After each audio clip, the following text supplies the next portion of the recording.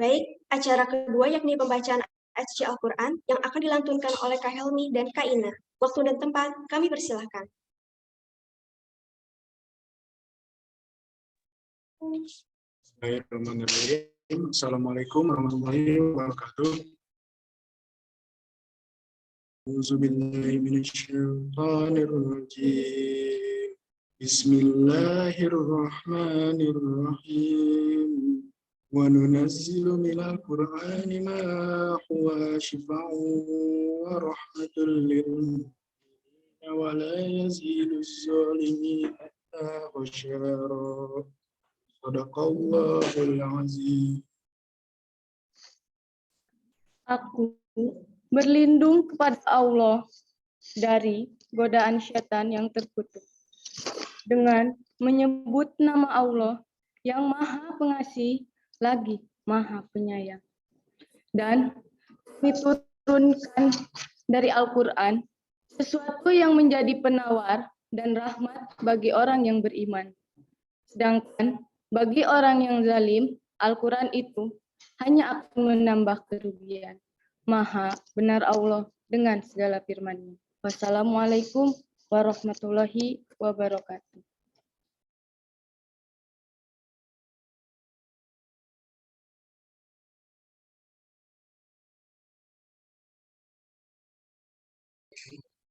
Acara ketiga, nyanyikan lagu Indonesia Raya, Himne dan Mars Universitas Buana Perjuangan Karawang.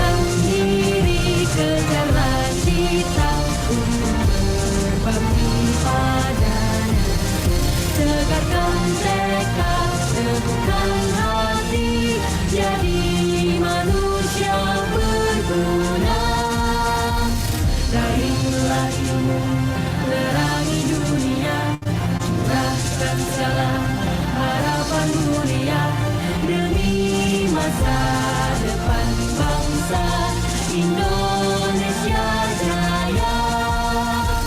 Universitas Buana Perjuangan, tempat aku berkarya. Cahaya terangmu warnai dunia, pengharum negeri tercinta.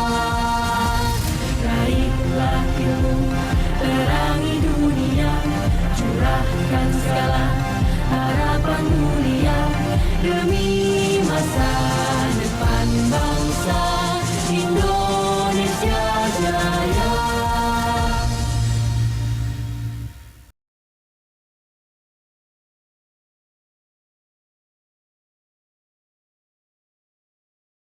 Acara keempat, yakni laporan Ketua Pelaksana yang akan disampaikan oleh Kak Gabriel Victory.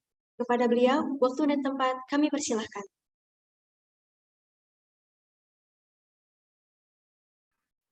Assalamualaikum warahmatullahi wabarakatuh. Selamat pagi dan salam sejahtera bagi kita semua. Salam Om Swastiastu, Namo Buddhaya, dan salam kebajikan. Yang terhormat, Dekan Fakultas Farmasi Universitas Buana Perjuangan Karawang, Ibu Apoteker Neni Sri Gunarti, MSI.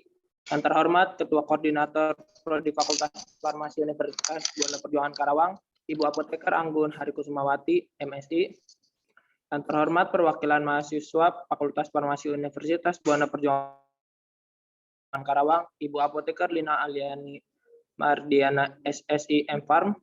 Yang terhormat, dosen mata kuliah formulasi dan teknologi sediaan solida, Ibu Apoteker Nia Yuniarsi M-Farm. Yang terhormat kepada narasumber kami, Ibu Apoteker Afriana S-Farm. Yang saya hormati tamu undangan, panitia, dan tak lupa kepada seluruh peserta webinar kefarmasian ini yang saya banggakan. Perkenalkan, nama saya Gabriel Victory Makalalak, selaku Ketua Pelaksana dalam acara webinar kefarmasian ini. Pertama-tama, marilah kita panjatkan puji syukur kehadirat Tuhan Yang Maha Esa, karena atas izinnya pada hari ini kita dapat berkumpul di sini untuk bersama-sama mengikuti acara webinar ini yang diadakan oleh Fakultas Farmasi Universitas Buana Perjuangan Karawang kelas FM 20A. Tema yang kami angkat dalam webinar farmasi ini adalah reformulasi sediaan solida di era disrupsi 4.0. Berkaitan dengan tema tersebut, kami menghadirkan narasumber pembicara utama sebagai Formulation Development Manager PT Pratapa Nirmala Fahrenheit, Tangerang, yaitu Ibu Apoteker Afriana S-Farm, yang akan menyampaikan materi di hadapan kita semua. Di samping itu juga terdapat sebanyak 82 peserta yang terdiri dari angkatan 2021, 2020, dan 2018 sebagai mahasiswa Universitas Buana Perjuangan Karawang dan mahasiswa umum. Webinar farmasi ini dapat terselenggara berkat bantuan dari beberapa pihak. Untuk itu, pada kesempatan ini, izinkan kami mengucapkan terima kasih banyak kepada Ibu Dekan Fakultas Farmasi Universitas Buana Perjuangan Karawang, Ibu Apoteker Neni Sri Gunarti, MSI, beserta jajarannya. Dosen pengampu mata kuliah formulasi dan teknologi sediaan solida, Ibu Apoteker Nia Yuniarsi M-Farm, serta sponsor yang telah berpartisipasi dalam kegiatan ini. Ada Obat Apps dan Sobat Sehat Neng Ais. Serta pihak lain yang tidak dapat kami sebutkan satu persatu, penghargaan yang setinggi-tingginya juga kami sampaikan kepada panitia yang telah bekerja keras demi suksesnya kegiatan webinar farmasi ini. Kami menyadari bahwa penyelenggaraan webinar farmasi ini masih banyak kekurangan. Untuk itu, kami mohon maaf sebesar-besarnya. Akhir kata, semoga semua peserta webinar farmasi ini yang hadir mendapatkan manfaat yang besar dari kegiatan ini. Dan mohon maaf apabila ada kesalahan kata yang tidak berkenan di hati. Wassalamualaikum warahmatullahi wabarakatuh.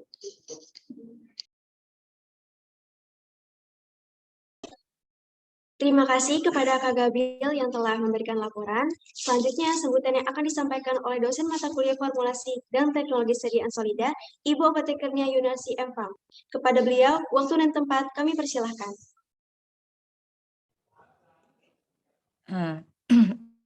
Terima kasih kepada moderator. Assalamualaikum warahmatullahi wabarakatuh. Selamat pagi semuanya.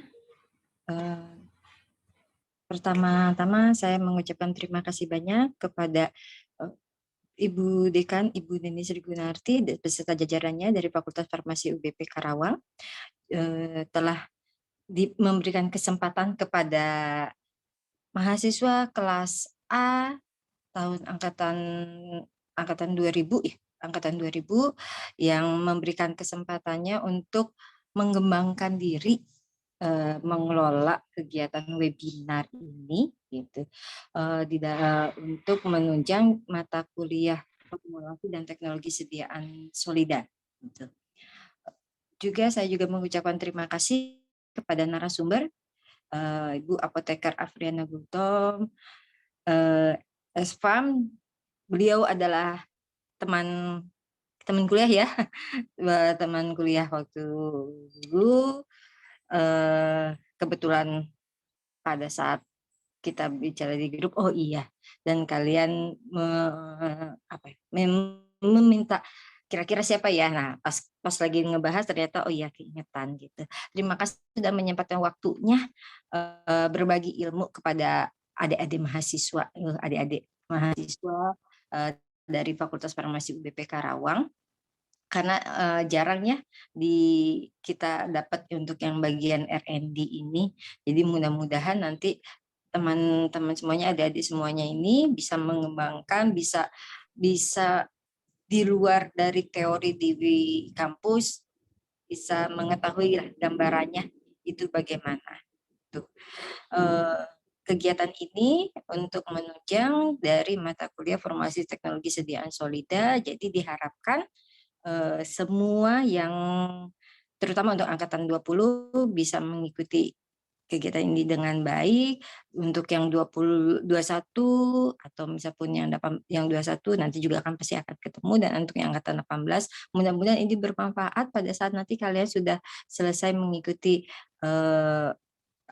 perkuliahan di Fakultas Farmasi UBP Karawang. Begitu saja dari saya. Semoga kegiatan ini bisa berjalan lancar dan memberikan manfaat untuk kita semuanya. Terima kasih. Assalamualaikum warahmatullahi wabarakatuh. Terima kasih kepada Ibu Nia yang telah memberikan sambutan.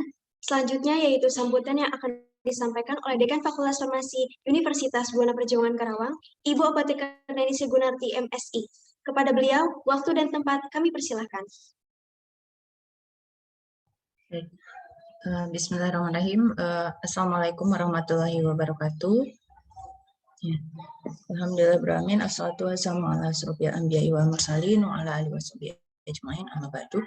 Yang saya hormati Ibu Koordinator Program Studi Fakultas Farmasi UBP Karawang, Ibu Apoteker Anggun Hari Kusumawati MSI. Yang saya hormati Ibu Apotekernya Yuniarsi MFAM, merupakan dosen mata kuliah Teknologi Sediaan Solida, dan juga Ibu Apoteker Lina Aliani Madiana MFAM yang merupakan dosen pembimbing mahasiswa, dan juga utamanya kepada Ibu Apoteker Afriana SFAM yang merupakan narasumber kita pada hari ini dari bagian R&I PT Pratapa Nirmala Fahrenheit Tangerang. Dan juga yang saya cintai dan saya banggakan para mahasiswa, para panitia yang telah begitu semangat dan juga berupaya keras sehingga terselenggara acara ini, dan juga kepada seluruh peserta baik yang berasal dari Universitas Buana Perjuangan Karawang ataupun yang berasal dari luar kampus UBP Karawang. Ya, alhamdulillahirabbil alamin, puji dan syukur kita panjatkan kepada Allah Subhanahu wa taala karena atas berkat rahmat dan kasih sayangnya kita bisa berkumpul meskipun dalam media online atau secara Zoom meeting, tapi mudah-mudahan tidak mengurangi esensi ataupun kebermanfaatan dari acara kali ini. Para hadirin, Bapak Ibu, para undangan semua, kegiatan yang dilaksanakan kali ini dengan tema perkembangan reformulasi sediaan Solida di era disrupsi 4.0 merupakan upaya dari para dosen dan juga mahasiswa untuk senantiasa meningkatkan pengetahuan terkini, ya, memutakhirkan berbagai informasi terbaru terkait dengan keilmuan farmasi yang sedang dipelajari di kampus, yang tentu memerlukan input dari pihak praktisi, dalam hal ini dari bagian industri, yang alhamdulillah pada kesempatan kali ini Ibu Afriana berkenan untuk bisa memberikan sharing keilmuannya di dunia industri farmasi, khususnya terkait dengan apa yang akan dibahas kali ini. Saya ucapkan terima kasih kepada Ibu narasumber dan semoga silaturahmi ini bisa memberikan keberkahan baik secara keilmuan ataupun menambah tali persaudaraan, dan semoga mahasiswa UBP Karawang barangkali sewaktu-waktu bisa mendapatkan informasi terkait dengan industri yang Ibu yang menjadi tempat berkiprahnya Bu Apriana. Barangkali ada informasi pengembangan keilmuan ataupun mungkin informasi untuk lulusan, itu sungguh sangat kami harapkan. Dan juga para peserta yang dari dalam UBP ataupun dari luar UBP, saya lihat ada yang dari STFI, dari UHAMKA, ada dari Universitas Subang, dan dari yang lainnya. Mungkin ini barangkali ada yang baru mengenal UBP atau mungkin sudah mengenali sebelumnya, dan saya ucapkan terima kasih panitia. Dengan mata kuliah ini semua panitia ataupun semua mahasiswa akhirnya bisa melaksanakan dan mengelola suatu event, ya tidak harus dalam sebuah organisasi tapi merupakan output dari mata kuliah. Tentu ini merupakan upaya besar dari dosen pengampu Bunia dengan metode yang diberikan kepada mahasiswa dalam pembelajaran, bukan hanya memberikan pelatihan secara hard skill untuk memperdalam keilmuan tentang teknologi Solida, tapi juga soft skill terkait dengan bagaimana memanage event dan bagaimana membangun teamwork di antara para teman-teman yang lain sehingga terwujudlah suatu hal yang dapat dinikmati oleh seluruh masyarakat, dan khususnya oleh mahasiswa itu sendiri dan umumnya untuk yang lain.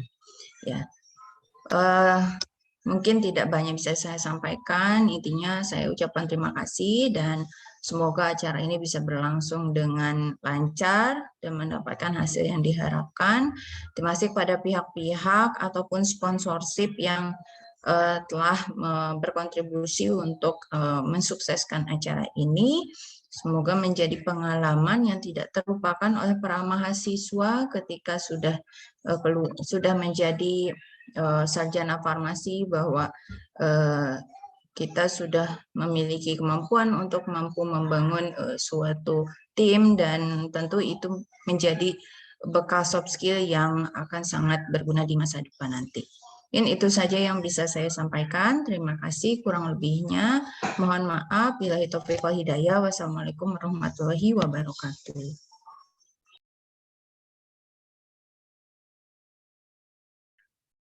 Terima kasih kepada Ibu Neni yang telah memberikan sambutan.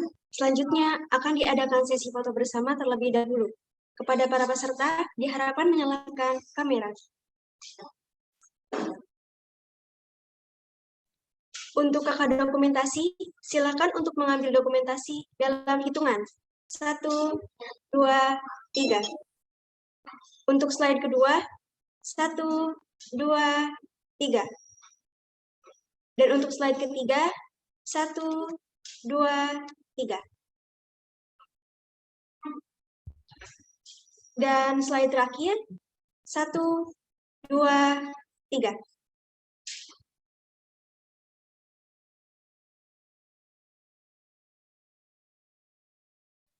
Sebelum memasuki acara inti, dilanjutkan dengan pemaparan dari sponsor obat EPS yang telah mendukung acara webinar pada hari ini. Kepadanya, kami persilahkan.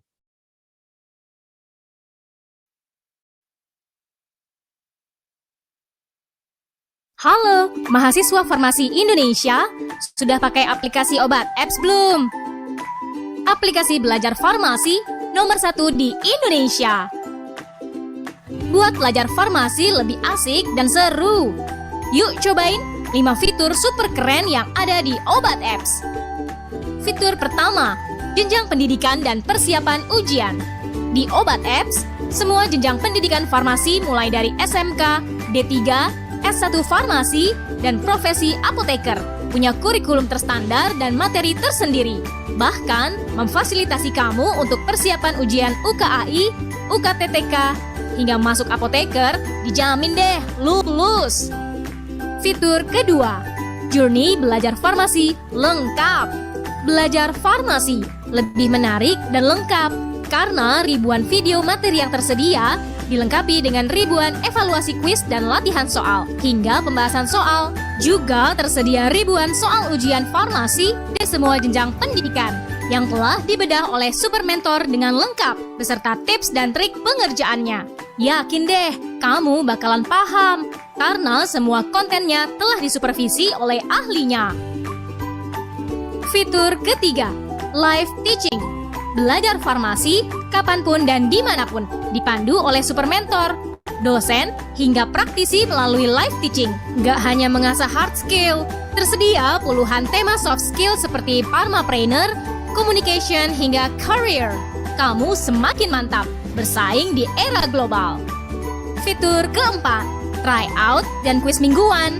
Kerjakan ribuan kuis materi kefarmasian dan ratusan tryout ujian dari berbagai jenjang pendidikan farmasi. Menangkan hadiah jutaan rupiah setiap minggunya.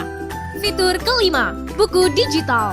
Zaman sekarang, semua serba digital. Yuk hemat dan efisien biaya dengan menggunakan buku digital.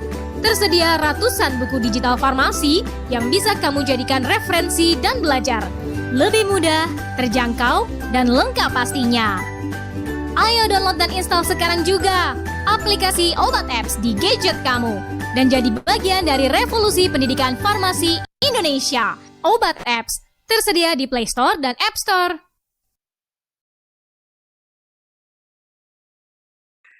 Terima kasih kepada Obat Apps yang telah menjadi sponsor webinar pada hari ini.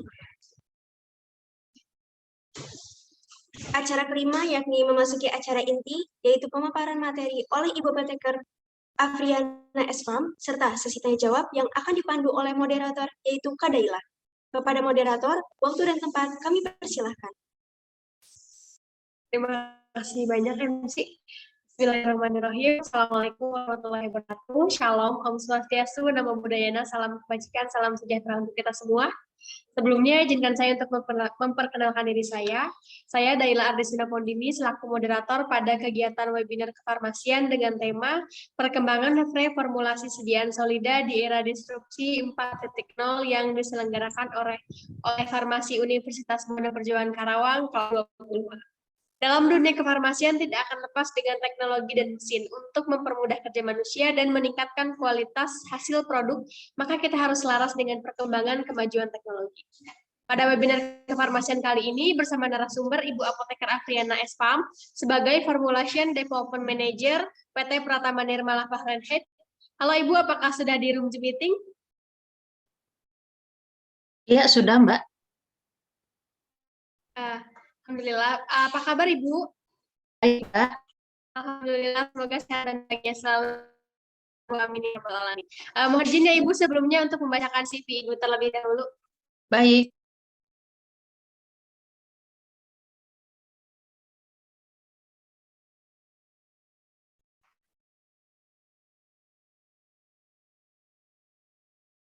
Nama lengkap Apoteker Afriana S.Farm, tempat tanggal lahir Jakarta 3 April 1978, alamat Perumahan Citra Raya, Klaster Telaga Mediterania, Blok 78A, Tangerang, Banten, nomor telepon 087880800280, email afriana.fultom@gmail.com.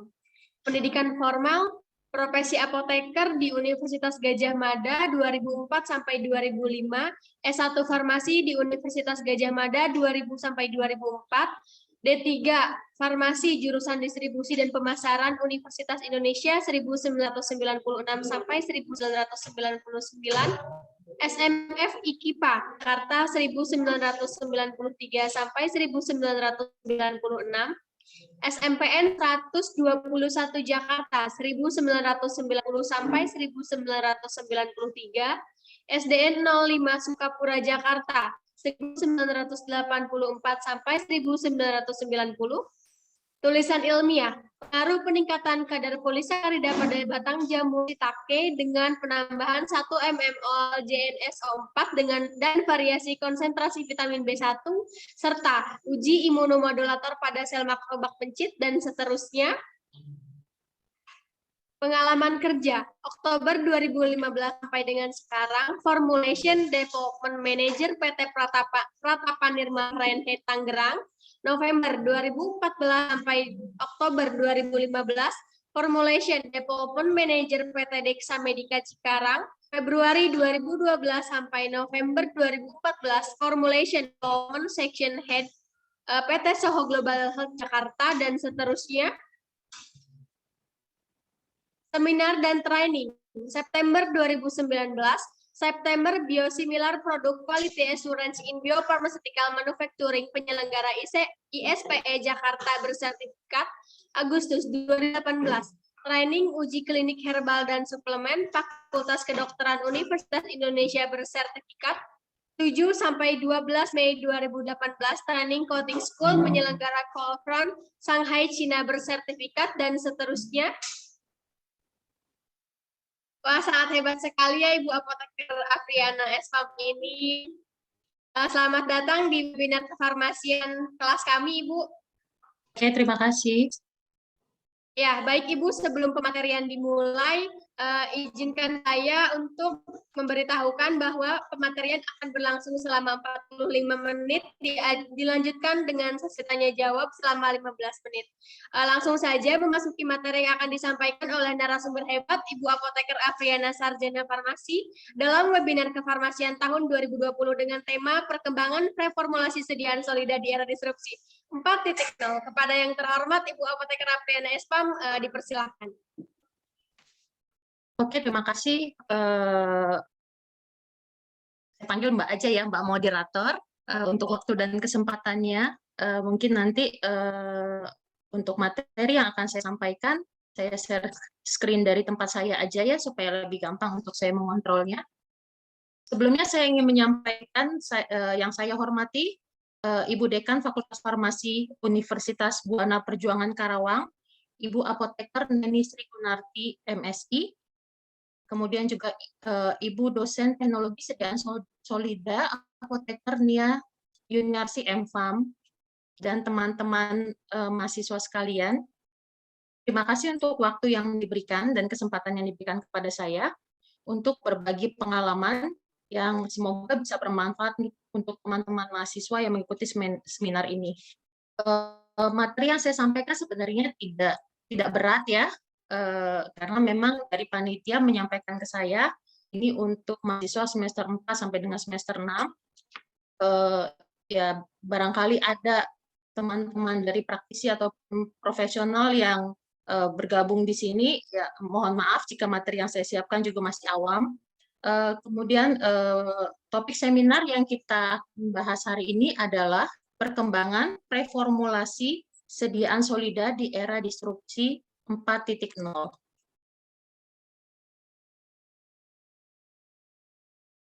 Bisa saya mulai aja ya Mbak ya?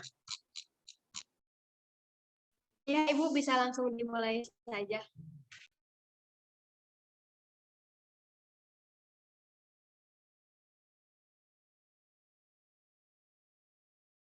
Oke, topik seminar. Mohon maaf sebelumnya, suara saya terdengar jelas nggak ya Mbak?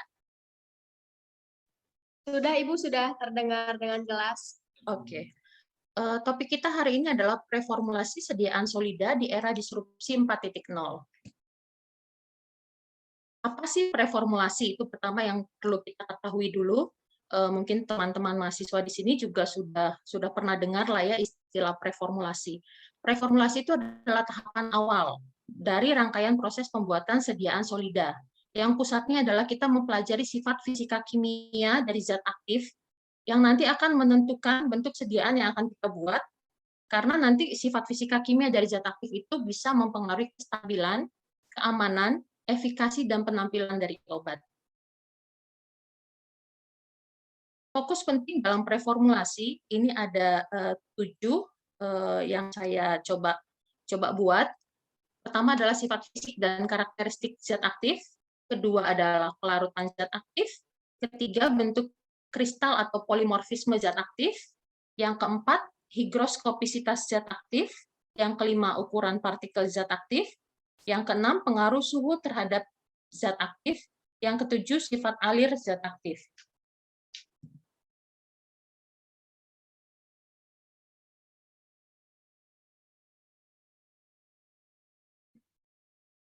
Oke. Pertama, dari sifat fisik dan karakteristik zat aktif. Itu ada namanya bulk density, mungkin teman-teman di mahasiswa di Fakultas Farmasi Universitas Buana Perjuangan maupun yang universitas yang lain juga udah biasa untuk melihat ini ya alat untuk mengukur bulk density. Bulk density ini apa sih pengaruhnya terhadap bentuk sediaan solida yang akan kita buat? Itu dia berpengaruh terhadap sifat alir dari serbuk zat aktif. Umumnya semakin tinggi bulk density, sifat alirnya lebih baik. Cara mengukur bulk density itu kan kita memasukkan serbuk yang akan kita ukur bulk density-nya ke dalam gelas ukur, biasanya 100 ml, tanpa adanya goncangan. Itu berapa, ketika 100 ml dia bobotnya berapa. Jadi kalau misalnya alirannya makin jelek, serbuknya tuh makin ringan. Ketika dia makin ringan, 100 ml bobotnya lebih kecil. Bulk density itu kan satuannya gram per 100 ml. Jadi makin kecil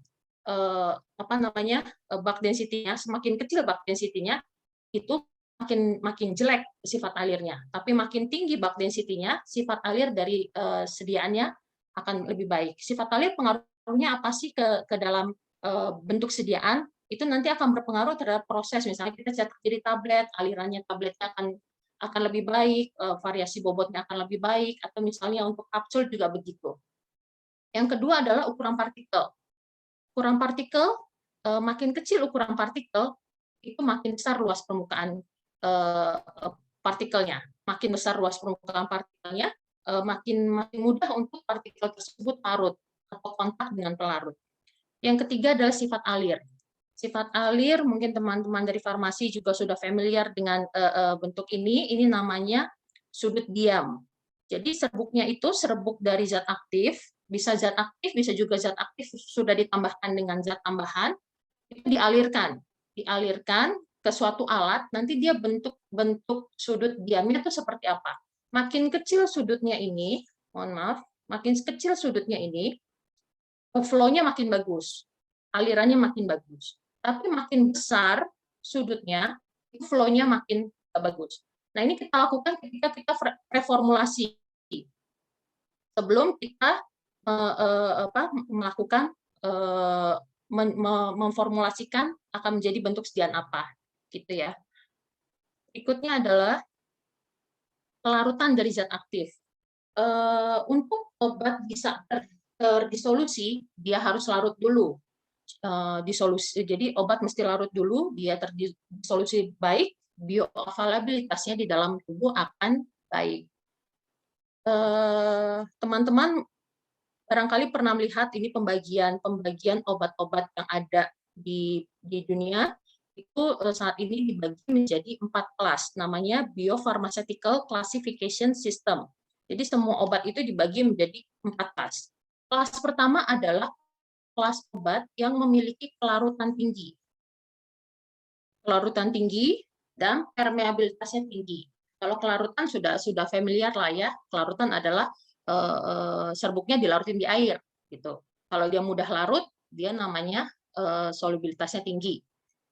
Kalau permeabilitas, apa sih permeabilitas? Itu adalah kemampuan dari molekul obat itu untuk menembus membran sel. Supaya dia bisa terserap atau terabsorpsi, dia mesti menembus membran sel dulu. Jadi ketika permeabilitasnya tinggi, kelarutannya tinggi, dia masuk BCS kelas 1. Ini biasanya tidak ada uji BE, dia hanya uji disolusi terbanding. Nanti akan saya jelaskan sedikit tentang uji BE dan uji disolusi terbanding. Untuk kelas 2 itu kelarutannya rendah, tapi permeabilitasnya tinggi. Jadi bioavailabilitasnya bagus, cuman kelarutannya rendah. Kelas 3, kelarutannya tinggi, permeabilitasnya rendah. kelas 4 ini yang paling susah penanganannya adalah kelarutannya rendah, permeabilitasnya juga rendah. Kebanyakan obat-obat yang beredar itu berada di kelas 2 sama kelas 4 ini. Kalau untuk permeabilitas agak susah untuk memformulasikannya sehingga meningkatkan permeabilitas. Tapi untuk solubilitas ataupun kelarutan, itu sudah banyak teknik-teknik yang bisa kita aplikasikan untuk meningkatkan kelarutan dari obat. Oke. Sebagian besar molekul obat memiliki kelarutannya rendah. Ini menjadi tantangan di dalam R&D formulasi khususnya, bagaimana memformulasikan obat yang memiliki kelarutan rendah agar dapat larut dan terdisolusi baik.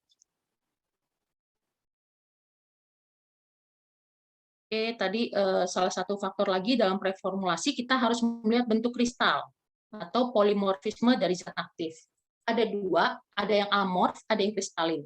Masing-masing memiliki kelebihan dan kekurangannya. Kalau amorf itu kelarutannya tinggi, tapi cenderung tidak stabil. Kalau kristalin itu kestabilannya tinggi.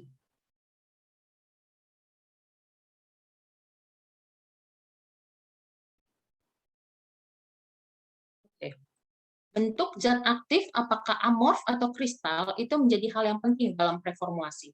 Karena bisa menentukan tingkat kesukaran ataupun kemudahan dari formulasi, penanganan bahan baku, dan kestabilan dari bahan baku tersebut. Bentuk amorf, apakah bentuk amorf adalah bentuk yang mudah larut, seperti saya sebutkan tadi. Dia mudah larut, dia memiliki disolusi yang baik, tapi dia cenderung tidak stabil.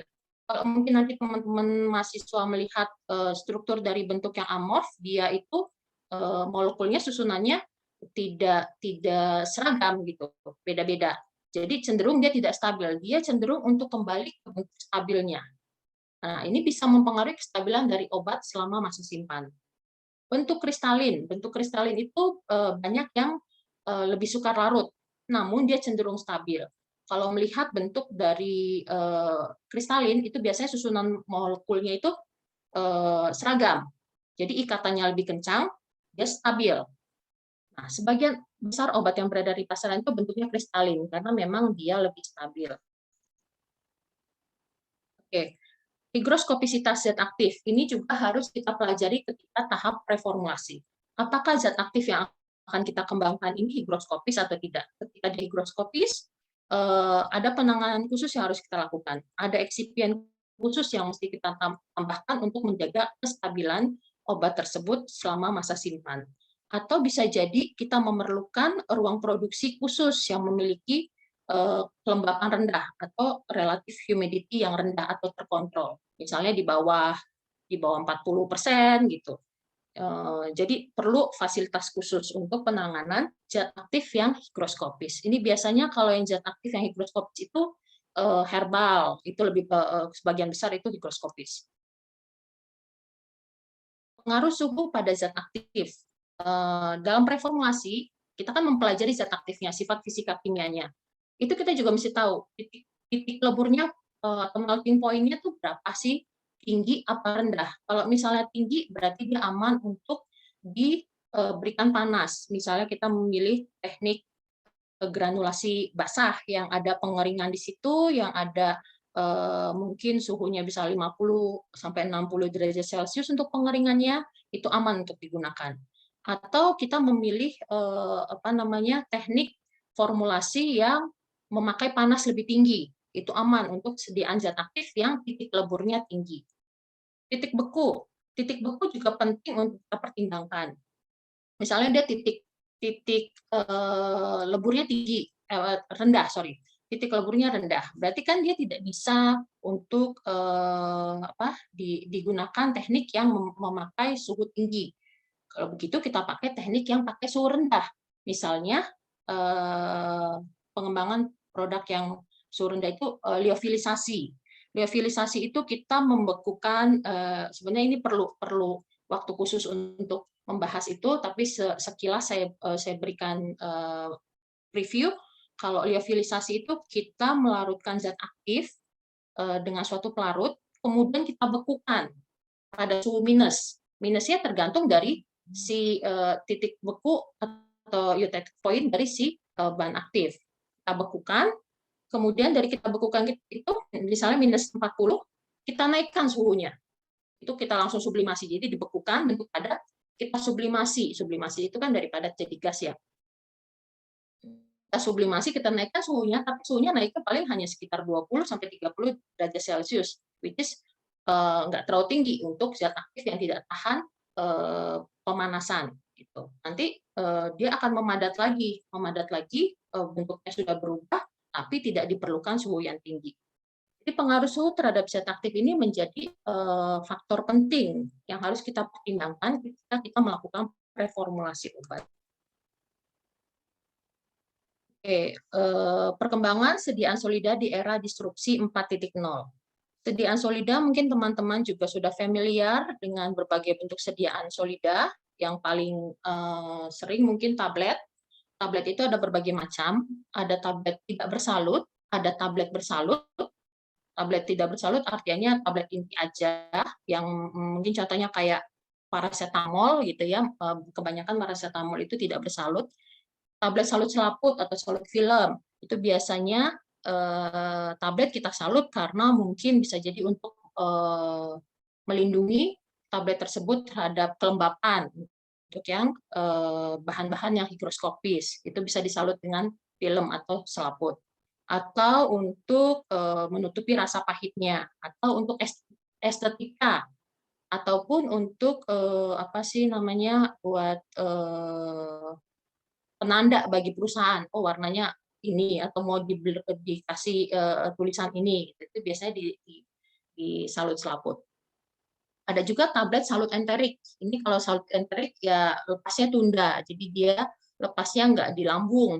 Umumnya kan tablet itu lepas di lambung. Kalau yang enterik dia lepasnya di usus. Jadi diberikan penyalut yang nanti dia lepasnya nggak di lambung, tapi lepasnya di usus.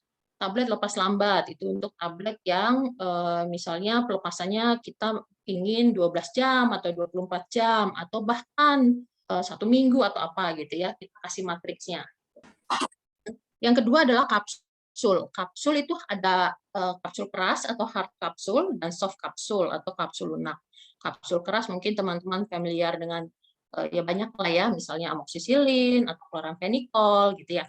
Kalau soft kapsul itu misalnya Natur E mungkin, jadi isinya di soft kapsul isinya minyak gitu ya.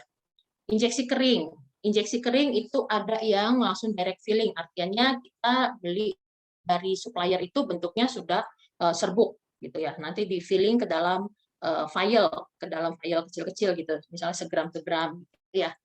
Bisa juga dengan injeksi kering tadi yang saya jelaskan sekilas tadi, liofilisasi, yang kita larutkan dulu lalu kita beku keringkan menjadi sediaan injeksi kering gitu ya. Yang keempat adalah suppositoria dan ovula. Apa sih bedanya sediaan solida zaman dulu sama zaman sekarang? Itu sebenarnya sama aja, menurut saya sih sama aja. Bentuknya ya masih tablet, masih kapsul, masih yang seperti yang tadi disebutkan gitu ya. Namun yang membedakan adalah teknologi pembuatannya itu semakin berkembang. Contohnya nih, dulu hard kapsul itu isinya serbuk, ya nggak? Soft kapsul isinya cairan, dulu gitu. Sekarang itu memang banyak. Ini hard kapsul, jadi kapsul luarnya ini kapsul keras, yang biasanya isinya serbuk. Ini sekarang udah bisa diisi dengan cairan. Jadi diisi cairan, ada mesinnya khusus, kemudian nanti dikasih ikat pinggang begini, bandage gitu ya, bending supaya dia nggak bocor, cairannya nggak keluar dari kapsulnya. Ada juga yang hard kapsul di dalamnya cairan, terus ada kapsul hard kapsul lagi di dalamnya. Jadi pelepasannya bisa beda-beda. Misalnya yang lepas si liquidnya dulu nih, dan cairannya dulu, baru kemudian si kapsul keras di dalamnya. Ada juga ya kalau ini hard kapsul isinya granul. Mungkin teman-teman juga suka lihat kayak Rinos mungkin ya, Rinos atau Citalong C yang nanti tiap granul tuh punya waktu pelepasan masing-masing gitu ya. Ada juga hard kapsul yang isinya tablet, mini tablet kecil-kecil. Ini pelepasannya bisa sendiri-sendiri tabletnya gitu. Oke, untuk bentuk sediaan tablet. Untuk sediaan tablet yang kita kenal itu kan metode pembuatannya ada granulasi basah, granulasi kering, cetak langsung. Sekarang gimana sih? Tetap masih 3 metode itu juga. Cuman ada treatment pada zat aktif ataupun excipientnya. Misalnya zat aktifnya tuh sukar larut. Tadi kan untuk bisa obat tersebut tersolusi, kemudian terabsorpsi, dia mesti larut. Nah, untuk bisa larut, sementara tuh zat aktif kita tidak larut, ya kita mesti melakukan treatment terhadap zat aktif tersebut. Bisa kita kecilkan ukuran partikelnya, atau bisa kita rubah bentuk fisiknya. Misalnya tadinya bentuk kristalin, dia nggak larut, kita rubah menjadi bentuk amorf yang lebih larut, gitu ya. Tujuannya untuk meningkatkan kelarutan dan disolusi. Oke, sebelum tahun 2005, persyaratan sediaan Solida itu khususnya untuk tablet dan kapsul relatif lebih sederhana ya, waktu hancur, kadar, dan disolusi. Tapi setelah 2005, BPOM mengeluarkan persyaratan bahwa ada obat-obat tertentu yang harus dilakukan uji bioekivalensi. Uji bioekivalensi apa sih? Itu uji yang membandingkan antara obat yang kita buat dengan obat originator atau inovator yang sudah beredar di pasaran. Bagaimana efeknya di dalam tubuh manusia? Apakah sama? Kadarnya di dalam darah persatuan waktu apakah sama? Itu namanya uji bioekivalensi. Uji bioekivalensi itu kan uji in vivo di dalam tubuh. Nah, biayanya juga mahal. Gimana caranya supaya nggak gagal? Nah, untuk itu kita perlu uji in vitro dulu. In vitro itu berarti di lab, di dalam tabung. Itu ada namanya uji disolusi terbanding. Jadi kita membandingkan profil disolusi dari obat inovator. Misalnya kita mau bikin apa ya? Kita mau bikin sodium diklofenak tablet misalnya. Itu originatornya Voltaren tablet. Kita coba dulu bikin profil disolusi dari si Voltaren. Kita cobain disolusinya. Ya, masukkan ke dalam tabung disolusi, diambil misalnya 5 menit, diambil berapa sih kadarnya, 10 menit diambil berapa kadarnya, dan seterusnya gitu ya. Nanti obat kita juga diperlakukan begitu, 5 menit berapa kadarnya, 10 menit berapa kadarnya begitu. Nanti dibikin profilnya, apakah sama kurvanya. Kalau misalnya sudah sama, itu ada persyaratannya. F1-nya 0 sampai 15, kalau F2-nya 50 sampai 100. Kalau memang udah sama, kelihatan dari kurvanya itu udah rapat, ya itu udah relatif aman untuk dilakukan uji bioekivalensi. Kenapa saya bilang relatif? Karena tergantung lagi dari BCS kelasnya. Atau dia BCS kelas yang permeabilitasnya bagus, misalnya BCS kelas 2 dan kelas 3, BCS kelas 2 dan kelas 1 itu dia aman lah untuk uji BE-nya. Tapi kalau dia masuk BCS kelas 3 dan 4 yang permeabilitasnya buruk, walaupun misalnya uji disolusi terbanding atau UDT-nya udah rapat, udah bagus, belum tentu hasilnya BE gitu ya. Jadi persyaratan obat yang beredar sekarang itu semakin lama semakin ketat, regulasi juga makin banyak yang harus dipenuhi. Persaingan industri farmasi juga semakin banyak. Yang diharapkan adalah formulasi obat yang stabil, berefek. Berefek artinya bioekivalennya terhadap produk inovator itu sama atau BE. Kemudian juga murni, yang banyak dihadapi oleh industri farmasi saat ini adalah impurity. Impurity artinya ketidakmurnian dari obat yang kita hasilkan. Itu yang sekarang lagi ngetren lah ya soal impurity. Kemudian juga mampu bersaing, artinya ya walaupun teknologinya tinggi, bagaimana harganya masih bisa terjangkau. Oke, tadi kan saya sempat membahas tentang obat itu harus larut untuk bisa terdisolusi, untuk bisa terabsorpsi. Nah, gimana untuk meningkatkan kelarutan zat aktif? Ada beberapa metode, ini saya hanya menyebutkan 3 metode saja untuk meningkatkan kelarutan zat aktif. Yang pertama adalah menambahkan zat tambahan, misalnya surfaktan. Itu ada macam-macam pilihan, contohnya adalah sodium lauryl sulfat atau SLS, kemudian ada juga polisorbat. Yang kedua adalah dengan mengecilkan ukuran partikel dari zat aktif. Jadi misalnya pertama sediaan tadi misalnya sodium diklofenak, kelarutannya rendah dia. Kita dapat dari supplier ukuran partikel 50 mikron. Ketika kita coba formulasikan, dia nggak bagus disolusinya. Kita coba kecilkan ukuran partikelnya. Tuh, ada berbagai macam alat untuk mengecilkan ukuran partikel. Ya bisa juga dengan manual, dengan digerus. Tapi kalau digerus kan mungkin skala lab bisa, tapi skala industri udah pasti nggak mungkin kita ngegerus sekian kilogram bahan baku gitu. Jadi ada alat namanya misalnya ball mill. Ball mill itu bentuknya bola, dia menggerus si bahan baku. Ada jet mill. Jet mill itu dia metode kerjanya tuh kayak ada udara yang dimasukkan, kemudian ada benturan, dibentur-benturkan lah si powdernya itu supaya dia menjadi bentuk yang lebih kecil ukurannya. Biasanya target kita itu kurang dari 10 mikron. Ya. Ada juga dispersi padat. Dispersi padat itu bisa dengan pelarutan. Jadi bahan aktifnya misalnya dilarutkan ke dalam pelarut. Biasanya kan karena kita mau meningkatkan pelarutan, dia nggak larut dalam air, berarti dia larut dalam yang lain, misalnya dalam alkohol ataupun pelarut yang lain. Dilarutkan dulu, kemudian diuapkan, itu bisa. Atau dilebur, artinya di melting, dilelehkan tuh si zat aktif. Kemudian setelah dilelehkan, ya dikeringkan kemudian diseruk lagi, gitu ya. Itu bisa meningkatkan kelarutan zat aktif. Mungkin nanti saya akan memberikan gambaran sedikit, memberikan contoh untuk yang dispersi padat ini. Cara pemilihan eksipien. Jadi ketika preformulasi kan kita juga harus, selain mempelajari zat aktif, kita juga harus mesti memilih eksipien apa sih yang akan kita tambahkan ke dalam bentuk sediaan solida yang kita mau bikin. Pertama tuh harus inert atau kompatibel dengan zat aktif. Terus yang kedua, formula itu harus sesederhana mungkin. Tiap eksipien yang kita tambahkan itu harus memiliki tujuan. Tujuannya untuk membantu pelepasan zat aktif sesuai dengan target yang diinginkan. Yang harus diingat adalah semakin banyak bahan yang kita tambahkan ke dalam formula, itu semakin besar potensi inkompatibilitasnya antar bahan baku dalam sediaan. Hal ini nanti akan mempengaruhi stabilitas obat.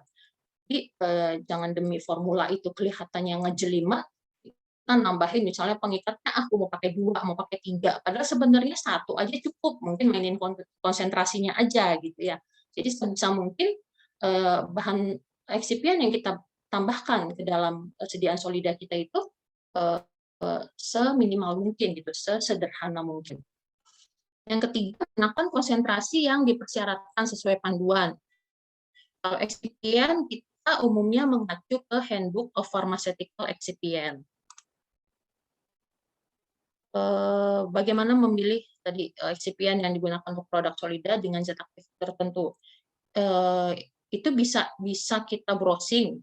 Jadi ini salah satu keuntungan dari era disrupsi 4.0, kita makin mudah untuk mengakses segala macam informasi di seluruh dunia ini, asal punya kecepatan internet yang oke gitu, kita bisa browsing segala macam informasi gitu ya.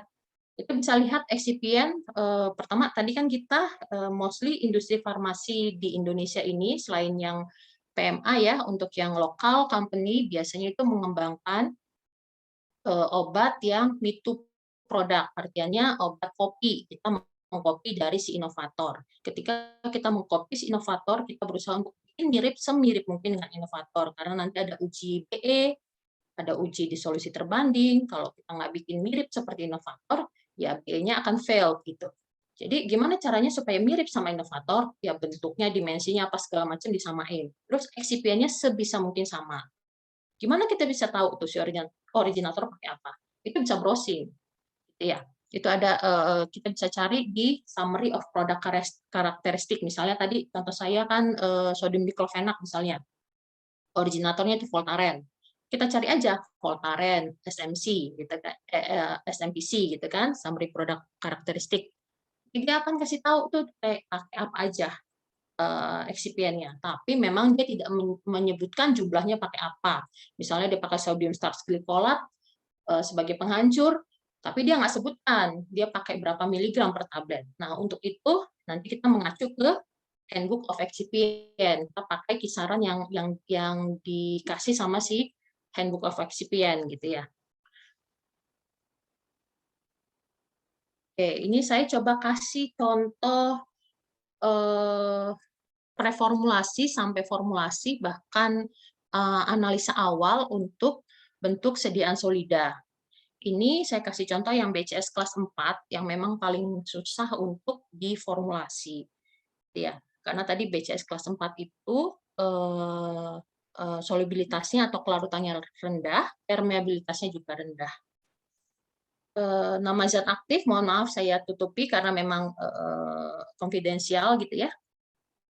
Kelarutan ini kan kita tadi preformulasi, kita mengumpulkan sebanyak mungkin informasi tentang si zat aktif, sifat fisika kimianya, bahkan biologinya. Kelarutan dari si zat X ini soluble di etanol, DMSO, dimetilformamid, dan sangat sukar larut di dalam air. Bioavailability-nya 40% terabsorpsi, protein binding-nya 99%, metabolismenya di hati, tes tangannya 12 jam. Pemberian dari zat aktif, si zat X itu serbuk kristal warna putih. Susut pengeringan ini juga penting karena nanti akan mempengaruhi apakah dia gampang lembab dan sebagainya. Susut pengeringan 0,23 cukup rendah ini. Titik lelehnya 223 sampai 229 itu cukup tinggi ya titik lelehnya, berarti dia tahan panas. Kemudian kita juga melakukan yang namanya differential scanning calorimeter atau DSC. Ini perlu alat khusus, instrumen khusus ya. Tujuannya apa sih DSC ini? Kita melihat si zat aktif ini bentuknya apa? Apakah dia kristalin atau amorf gitu ya. Ketika kita periksa nih si zat aktif, dia ada sharp peak atau puncak yang tajam pada titik melting point-nya yaitu 227. Puncak yang tajam ini terkait dengan bentuk kristal dari si zat aktif. Jadi memang terkonfirmasi bahwa dia bentuknya bentuk kristal dan sangat sukar larut. Karena dia sangat sukar larut, ya udah pasti kita harus membuat dia mudah larut gitu ya. Ini peak dari si DSC-nya itu tadi ya, DSC-nya tadi ya. Dia ada di sekitar 227 sharp peak-nya atau puncak-puncaknya. Medium disolusi. Medium disolusinya dia menurut farmakope, kalau kayak gini biasanya medium disolusi kita cari di monografi. Monografi bisa di farmakope bisa macam-macam, bisa farmakope Indonesia, pertama pasti acuannya harus farmakope Indonesia karena kita ada di Indonesia. Kemudian bisa USP, bisa BP, bisa IP gitu ya. Kita pertama cari dulu di monografi. Kalau di monografi nggak ada, biasanya kita cari ke websitenya FDA. Biasanya FDA ada juga tuh rancangannya. Kalau nggak ada juga, itu kita biasanya nyari ke jurnal yang ada untuk si aktif itu. Medium disolusinya apa sih? Kemudian pakai pedal atau pakai ini gitu ya. Terus kecepatan RPM-nya berapa gitu. Nah, kalau si zat X ini medium disolusinya di air. Ini aja kelihatan nih di air aja masih ditambahin sama surfaktan. Berarti kan memang dia nggak larut gitu ya. Kemudian disolusinya itu 15 menit lebih dari 85%. Cukup tinggi ya berarti. Nah, seperti yang saya sebutkan tadi, kita kan obat kopi. Obat kopi kita meniru si inovator. Ya, untuk meniru inovator kita mesti tahu dulu profil disolusi dari si inovator tuh gimana sih gitu ya. Ini dicobain tuh disolusi si inovator di tabung disolusi ya. Ketika 5 menit dia sudah rilis 35%, 10 menit 70%, 15 menit dia sudah 85%. Tadi kan persyaratannya lebih dari 85% 15 menit gitu ya. Ini profilnya si inovator. Kita mau bikin sama dengan si profilnya inovator. Nah, tadi kan inovator. Sekarang kita ngecek tuh profil disolusi dari si bahan aktif kita. Ketika kita cek, dia tuh nggak ada, nyaris tidak ada yang disolusi ya, sampai dengan 15 menit juga masih di bawah 20%. Sementara persyaratannya tadi kan 15 menit 85% gitu ya. Berarti kan memang dia tidak terdisolusi. Ya, sedikit sharing, saya sudah coba untuk mengecilkan ukuran partikel dari si zat aktif ini, tapi tidak membantu. Disolusinya masih tetap rendah. Saya sudah coba mengecilkan ukuran partikelnya, sudah coba pakai surfaktan, dia tetap aja nggak, paling tinggi dia 15 menit 40%. Gitu ya. Jadi memang ini si molekul obat yang ini cukup sulit untuk diformulasikan. Oke. Tadi kan sebelumnya saya sempat menyebutkan untuk meningkatkan kelarutan salah satu dengan peleburan gitu ya, di melting. Ini ada namanya teknik hot melt extrusion. Jadi kita melelehkan si zat aktif. Kita melelehkan zat aktif, kita merubah bentuk si zat aktif. Tadi kan kalau teman-teman ingat sharing saya di awal, itu ada bentuk kristalin sama amorf. Kalau kalau amorf itu dia mudah larut, gitu ya. Nah ini kan tadi si zat X ini bentuknya kristal, gitu ya. Kita berusaha untuk merubah dia dari kristal jadi amorf. Di hot melt extrusion itu proses untuk memberikan panas ke dalam si zat aktif. Tidak hanya zat aktif sendiri, dia ada bahan tambahannya nanti. Kemudian dengan tekanan dia di melting melewati antarmuka yang nanti keluarnya tuh dari lubang yang kecil gitu ya. Nanti bentuknya akan kecil ya. Tujuannya adalah meningkatkan kelarutan si API. API ini adalah kita sebut zat aktif itu active pharmaceutical ingredient atau API gitu ya. Untuk meningkatkan API dengan cara merubah API bentuk kristal yang sukar larut menjadi bentuk amorf yang larut. Sehingga profil disolusinya itu seperti produk inovator yang tadi tinggi ya profilnya. Formula standar untuk proses hot melt extrusion ini adalah API atau zat aktif, terus ada polimer, dan ada plasticizer. Ya. API-nya tadi kan titik lelehnya di 223 sampai 229 kalau saya nggak salah ingat. Pokoknya sekitar 200-an ya. Terus kita pilih polimernya itu gimana caranya? Pilih polimer yang titik lelehnya dekat dengan titik leleh dari si API. Kenapa? Karena kalau kita pilih titik leleh yang jauh dari API, misalnya nih kita pilih polimer yang si API titik lelehnya 200. Kita pilih polimer yang titik lelehnya 100 lah mungkin atau di bawahnya gitu. Nanti kita apply suhu 200 ke dalam campuran itu, si API-nya melting, si polimernya gosong gitu ya. Atau sebaliknya juga begitu. Kalau misalnya si polimernya lebih tinggi daripada si si API. Nanti API-nya udah melting, si polimernya masih bentuknya agak serbuk gitu ya. Jadi tidak tercampur merata gitu. Nah, selain polimer, kita juga perlu menambahkan plasticizer. Kenapa nambahin plasticizer? Tujuannya adalah supaya kan nanti akan saya tunjukkan videonya.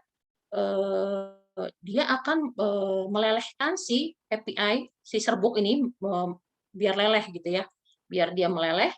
Kalau misalnya nggak ada plasticizer, dia jadi regas, gampang putus, nggak rata gitu ya. Tapi kalau ada plasticizer, dia tuh kayak elastis, nanti keluarnya akan homogen. Tapi plasticizer juga nggak boleh kebanyakan, karena ketika kebanyakan nanti hasilnya ekstrudat atau hasil dari si hot melt extrusion ini namanya ekstrudat. Ekstrudat yang dihasilkan itu menjadi sangat elastis dan susah untuk diserbukan kembali. Kan kita mau bikin sediaan solida ya, awalnya serbuk, kita lelehkan, harus jadi serbuk lagi. Jadi gimana cara supaya jadi serbuk lagi ya jangan dia elastis, nanti nggak bisa dikerus, nggak bisa dihancurkan, nggak bisa dimiling gitu ya. Polimer yang biasanya dipakai untuk HME itu ada PVA atau polyvinyl alcohol, ada povidone VA64 atau HPMC, bisa juga pakai PVP K30. Untuk plasticizer-nya umumnya pakai sorbitol atau mannitol. Ini rancangan formulanya untuk yang tadi si zat X tadi itu ya. Ada API, pertama yang ini yang 3 di atas ini adalah untuk bikin ekstrudatnya. Ini yang akan dilelehkan yang 3 ini API, PVA sama mannitol yang akan dilelehkan ya. API-nya bahan aktif, PVA-nya sebagai polimer, mannitol sebagai plasticizer. Ini nanti kalau sudah dilelehkan, udah jadi ekstrudat, terus udah kering, ketika kering bisa dihancurkan atau dimiling atau digerus, nanti kan jadi serbuk. Baru kemudian kita formulasikan menjadi tablet dengan si ini kayak cross Carmelo sebagai penghancur gitu ya di fase luar, MCC sebagai pengisi di fase luarnya, ditambahkan nanti silikon dioksida sebagai glidan, kemudian magnesium stearat sebagai lubrikan. Ini rancangan formulanya seperti ini. Ini saya coba untuk menyajikan macam-macam trial yang saya lakukan. Jadi ada yang lebih kepada variasi penggunaan si plasticizer, gitu ya. Bedanya antara menggunakan sorbitol dengan manitol, gitu ya. Oke. Ini untuk videonya.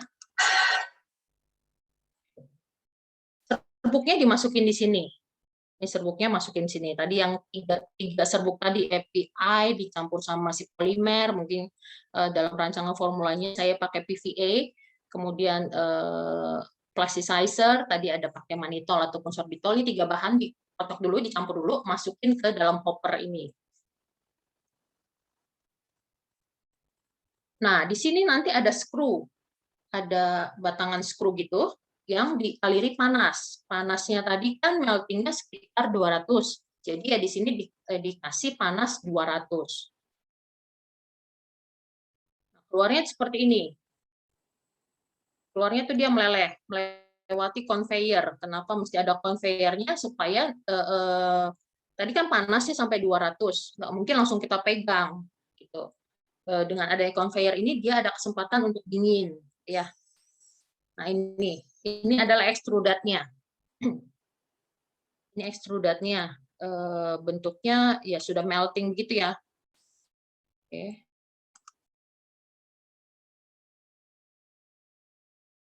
Ini satu lagi videonya. Yang tadi yang saya bilang skrunya itu ya kayak begini di dalam tadi. Ini serbuknya kan dimasukin di hopper ya tadi yang tiga material tadi dicampur masukin ke hoppernya. Nah, ini skru yang ini tuh ada di sini.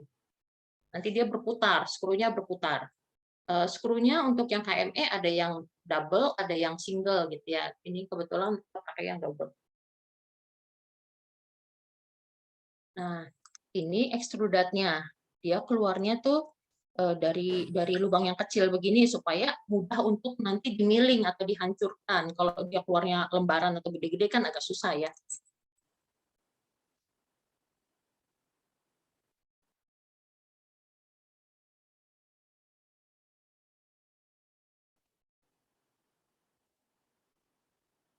Ini adalah contoh ekstrudatnya. Ini untuk ekstrudat yang kebanyakan plasticizer atau jadinya elastis sekali dan susah untuk dihancurkan menjadi serbuk. Ini contohnya. Jadi kayak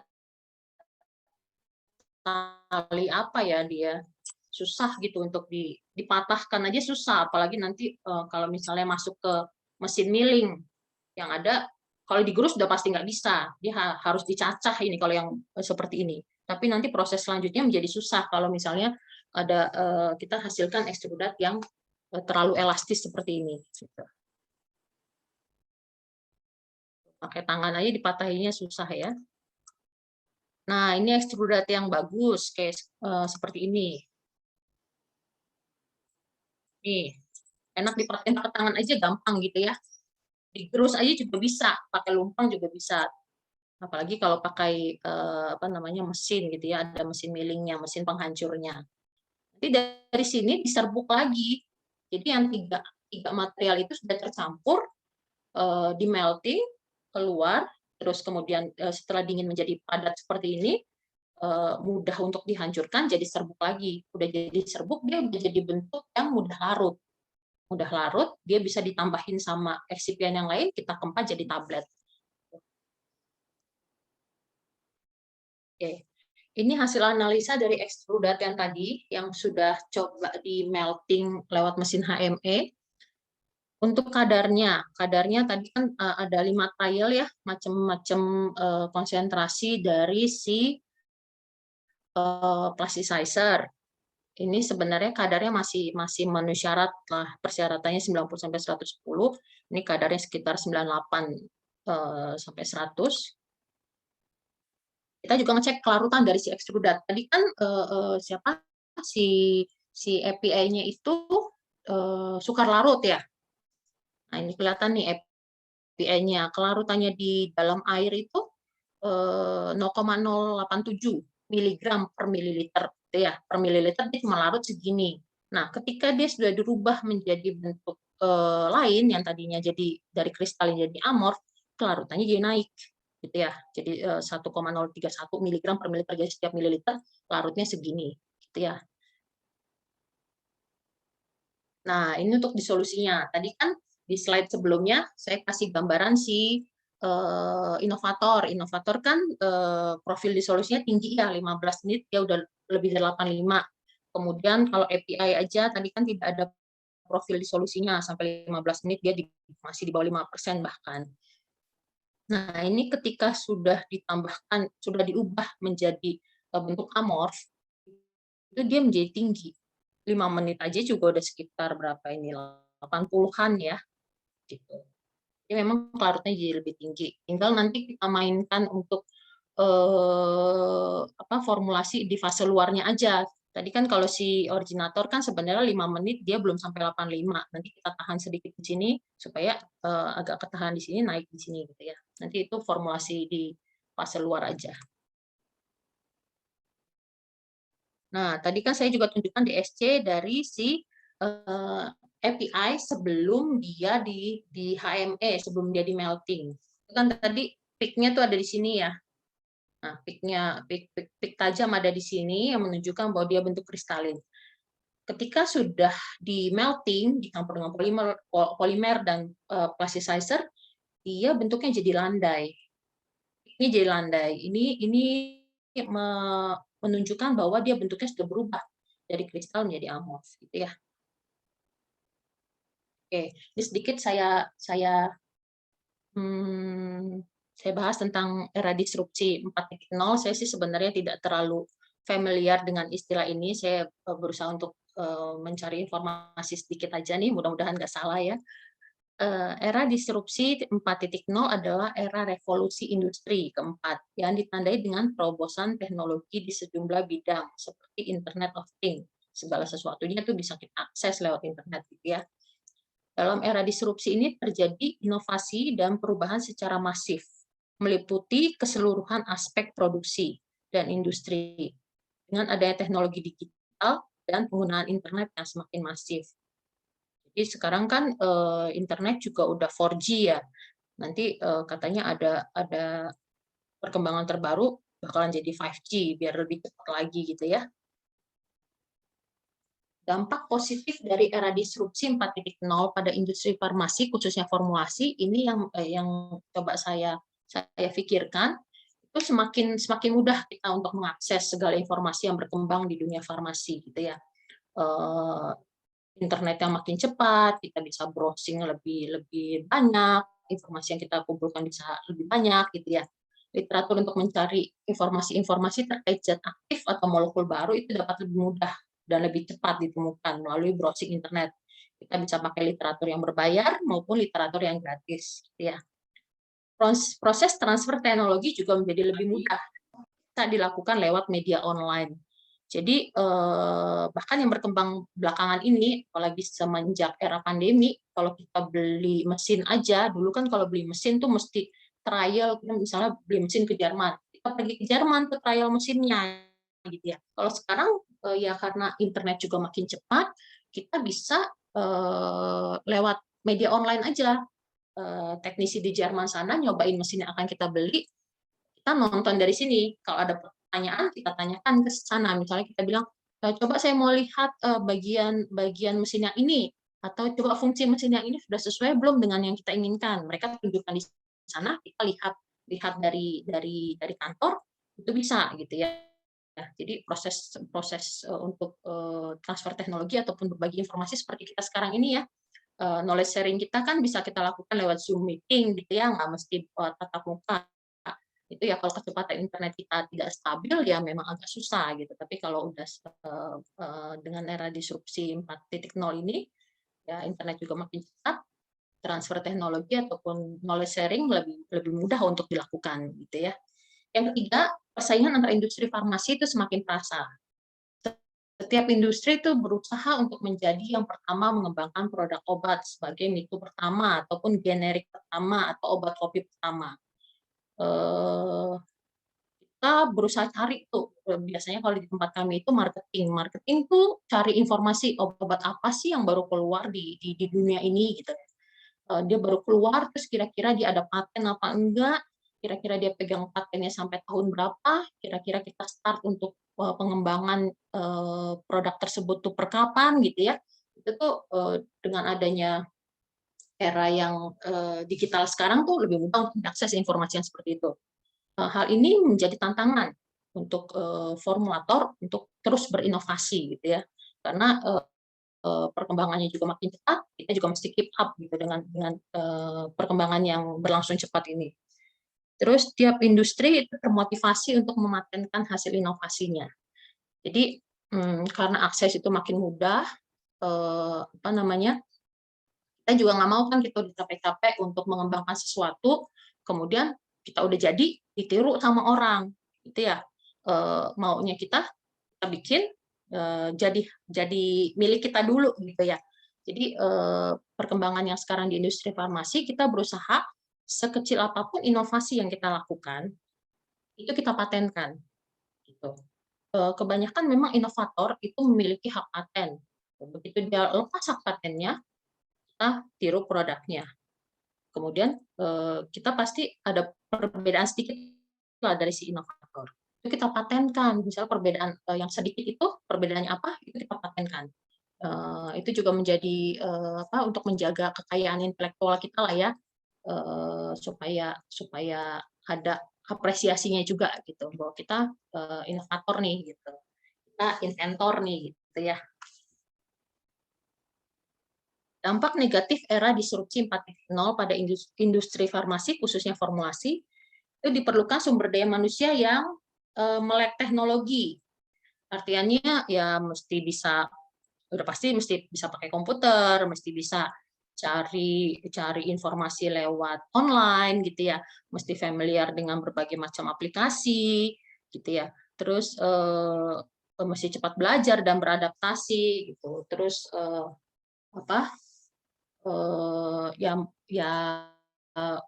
jurnal-jurnal ataupun literatur yang beredar di internet itu kebanyakan kan bahasa Inggris. Jadi bahasa Inggris kita mesti bagus. Jadi kalau ada teman-teman yang merasa bahwa bahasa Inggris saya masih kurang nih, ya ditingkatkan lagi mumpung masih di perkuliahan gitu ya, supaya ketika nanti masuk ke dunia pekerjaan ataupun dunia profesional, kita bisa menjual diri lebih baik gitu ya. Kita punya, minimal kan kita belum punya keahlian ataupun pengalaman gitu ya, tapi kita bisa bilang bahwa bahasa Inggris saya bagus, saya bisa mengerti ketika membaca jurnal dengan baik gitu ya. Atau misalnya kita bisa berkomunikasi dengan orang yang berbeda bahasa lebih baik gitu kan. Kemudian juga dengan bahasa Inggris juga kita ketika di industri farmasi kita juga banyak ketemu dengan manufacturer ataupun supplier yang berbeda negara. Kalau kita terkendala dengan bahasa, ya kita tidak bisa, mereka tidak bisa menyampaikan maksudnya, kita juga tidak bisa menyampaikan maksud kita gitu ya. Jadi era disrupsi ini, era disrupsi 4.0 ini memicu kita untuk belajar lebih banyak gitu. Dampak negatifnya mungkin kalau ini lebih kepada industri ya, biaya investasi menjadi lebih tinggi. Perusahaan itu mau nggak mau dia mesti investasi lebih tinggi untuk dapat mengejar ataupun keep up dengan teknologi dan inovasi yang berkembang cepat. Misalnya dia harus mau investasi fasilitas produksi, kayak tadi misalnya sediaan yang higroskopis, dia mesti menyiapkan fasilitas produksi yang menjaga RH dari ruangannya gitu ya, atau dia misalnya pengen bikin sediaan lyofilisasi. Nah, kalau dia mau bikin sediaan lyofilisation lyofilisasi, dia mesti beli mesinnya tuh gede banget, dia mesti nyiapin ruangannya, kemudian juga proses lyofilisasi itu tidak sebentar, tidak satu shift, 2 shift, tidak 1 hari 2 hari, bisa berhari-hari gitu. Satu produk tuh bisa untuk bikin satu batch bisa sampai 3 sampai 5 hari. Nah, itu kan berarti mesti listriknya mesti stabil, mesti ada kita mati listrik, mesti ada backup-nya gitu, yang kayak gitu kan menjadi biaya investasi untuk industri. Ya. Industri ya tadi, industri mesti investasi untuk mesin dengan teknologi terbaru. Terus selain tadi investasi fasilitas, investasi mesin, industri juga harus mau investasi sumber daya manusia. Jadi SDM yang ada di dalam industri tersebut yang nggak bisa tuh dia kuliah tuh mindsetnya seperti itu, kemudian dia cuman dibekali dari pengalaman yang ada di industri. Dia mesti juga untuk dibekali dengan pengetahuan ataupun macam-macam keterampilan yang lain. Jadi diikutin seminar-seminar, training-training. Itu kan juga ya ada sih yang gratis, tapi banyak juga yang berbayar, dan kebanyakan untuk yang bagus-bagus itu berbayar. Itu kan menjadi investasi sendiri buat si industri farmasinya. Oke, dari saya sih materinya sampai sekian. Jika ada pertanyaan, ya silahkan ditanyakan. Saya akan usahakan untuk saya jawab. Tapi seandainya pun belum bisa saya jawab, mungkin nanti bisa ditampung sama panitia. Nanti saya akan coba cari jawabannya dan saya akan sampaikan melalui panitia. Demikian dari saya. Terima kasih. Saya kembalikan kepada moderator. Baik, terima kasih banyak Ibu. Kini tiba saatnya untuk di sesi diskusi atau sesi tanya jawab. Pertanyaan dapat diajukan melalui kolom chat dengan format nama, asal instansi, pertanyaan. Selain itu, pertanyaan juga dapat diajukan dengan cara raise hand lalu mengaktifkan filter mikrofon jika sudah dipersilakan oleh moderator. Silakan jika teman-teman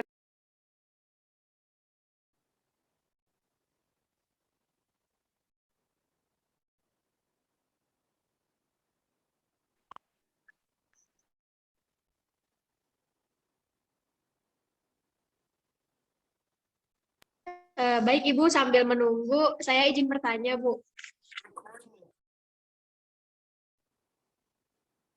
Halo, Bu. Iya, silakan, Mbak. Nah, Ibu ini kan sebagai praktisi di R&D ya, Bu, ya? Iya. Di Fahrenheit. Nah, untuk mencapai di titik R&D ini, apakah sebelumnya ada pelatihan dulu, Bu, gitu? Atau memang ya sudah mengikuti alurnya, lalu kita bisa berada di titik R&D ini, gitu, Bu? Mohon arahan, tips, dan triknya, Bu. Nggak yakin sih ada tips and triknya ya, cuman saya sharekan saja kenapa saya bisa nyemplung di R&D.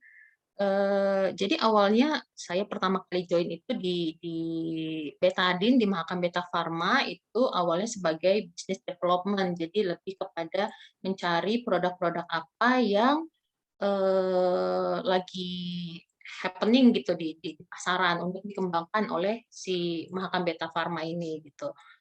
Nah, pada saat itu memang belum ada R&D-nya di situ. Nah, karena saya dari Busdev, saya punya pengalaman, saya punya ijazah apoteker, saya punya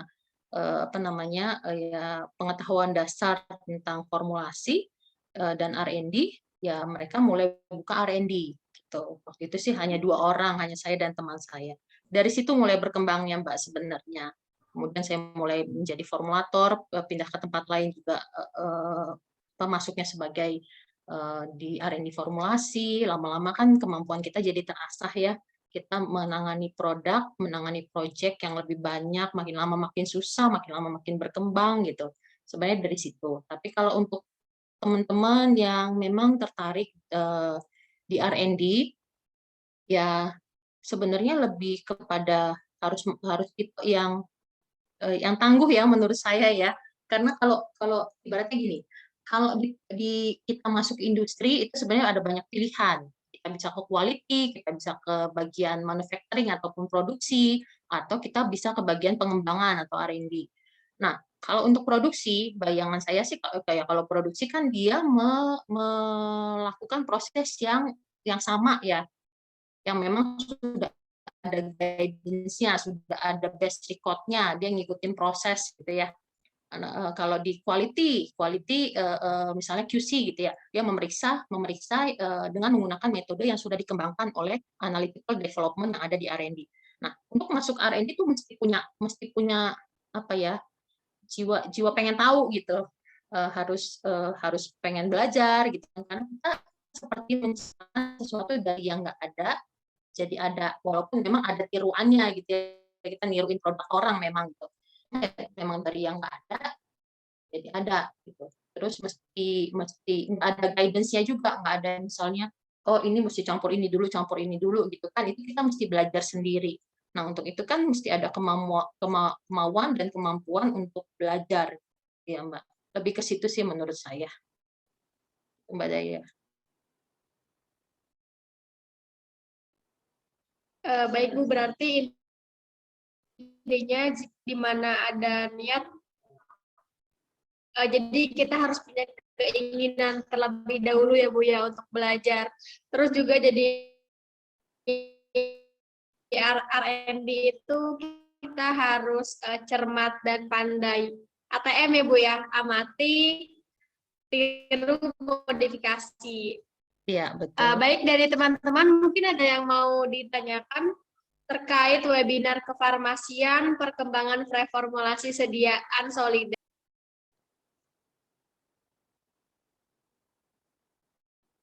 Oh ya, satu lagi saya mau bagikan tadi yang saya sharingkan itu yang tentang teknologi hot melt extrusion. Sebenarnya juga belum banyak industri farmasi, terutama industri lokal yang mengaplikasikan teknologi tersebut. Jadi memang sesuatu yang baru di industri farmasi, begitu ya.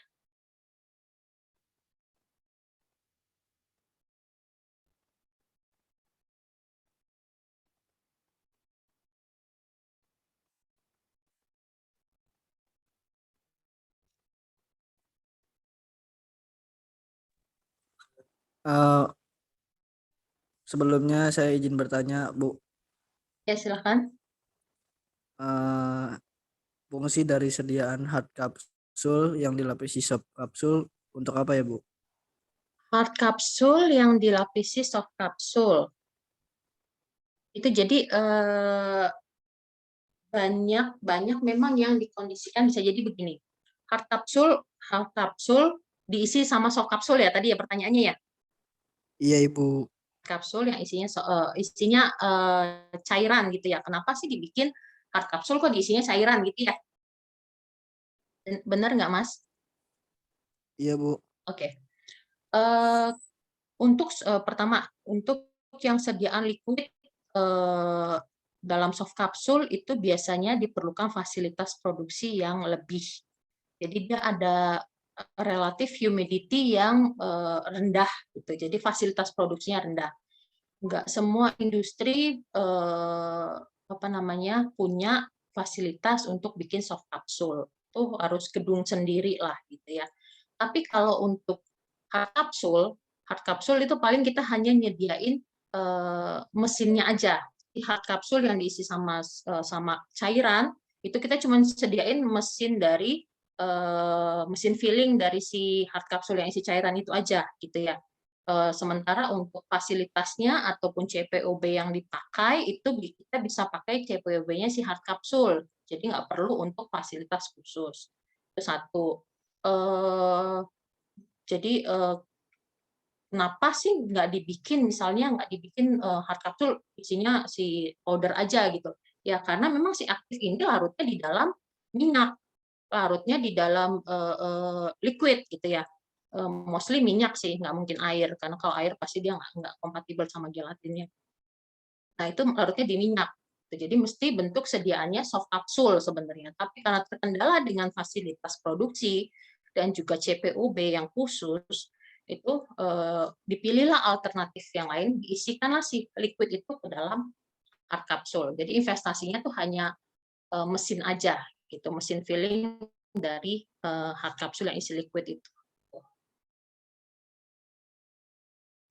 Ya, baik Ibu, terima kasih. Sama-sama. Ya, terima kasih banyak Kang Reja atas pertanyaannya. Mungkin dari teman-teman yang lain ada yang mau dipertanyakan lagi terkait perkembangan perkembangan preformulasi sediaan solida di era disrupsi 4.0 ini?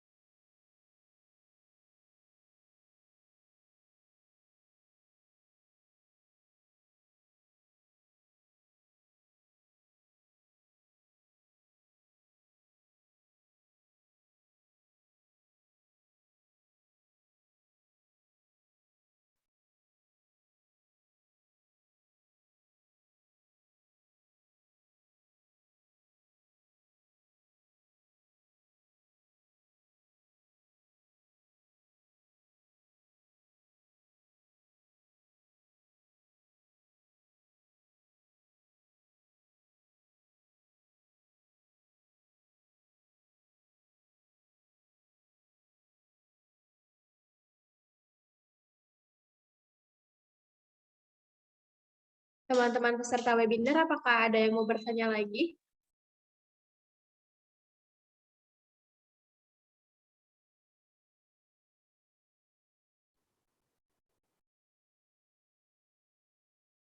Tadi penyampaian saya kecepatan ya Mbak ya. Mohon maaf ya, karena takutnya waktunya nggak kejar gitu.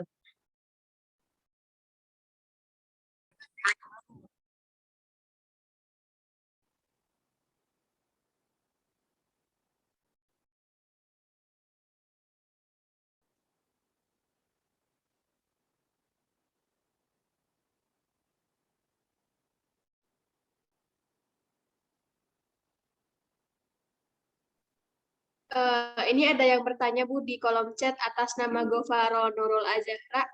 Izin bertanya, tadi disebutkan tablet Salut enterik adalah tablet lepas tunda atau tablet yang biasanya hancur di lambung, namun tablet Salut enterik ini hancur di usus. Lalu pertanyaannya, apa perbedaan antara tablet Salut enterik dengan tablet lepas lambat?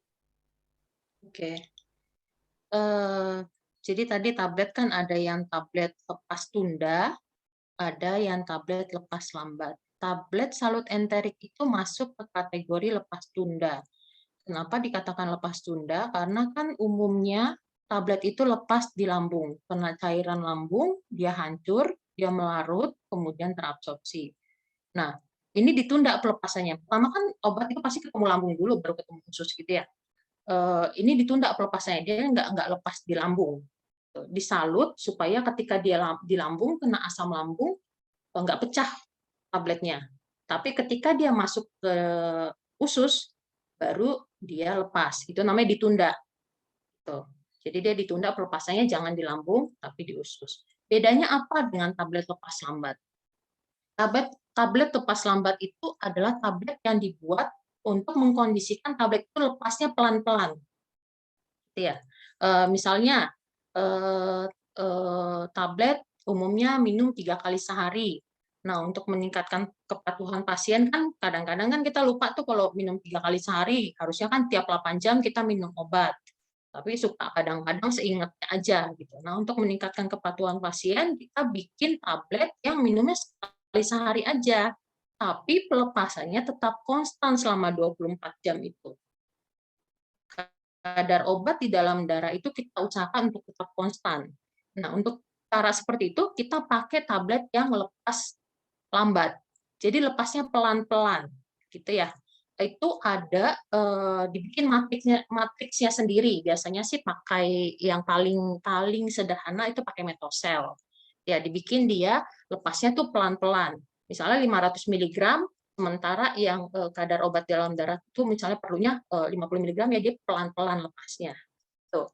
Ada juga yang dibikin bentuknya granul-granul yang berbeda-beda. Jadi lepasnya misalnya granul yang ini dulu, baru granul yang ini dulu. Nah, itu juga namanya lepas lambat. Jadi berbeda antara lepas tunda dengan lepas lambat. Kalau lepas tunda dia ditunda pelepasannya, sementara kalau lepas lambat dia tetap lepas tapi pelan-pelan. Sehingga tadinya dia lepasnya misalnya kalau tidak dikondisikan bentuk sediaannya dia lepas dalam waktu 8 jam, ini jadi 24 jam dia bisa lepas terus pelan-pelan gitu. Menjaga kestabilan kadar si zat aktif di dalam darah. Itu Mbak yang bisa saya jawab. Baik Ibu, terima kasih banyak. Gimana Teh Gofaro, apakah sudah cukup dengan jawabannya?